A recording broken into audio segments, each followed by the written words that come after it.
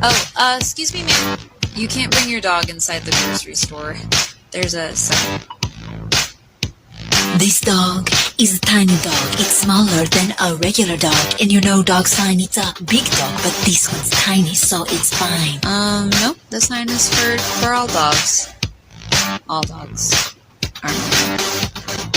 So. This dog is a tiny dog, so tiny you can barely see it. So basically, if you cannot see it, is it really in the store?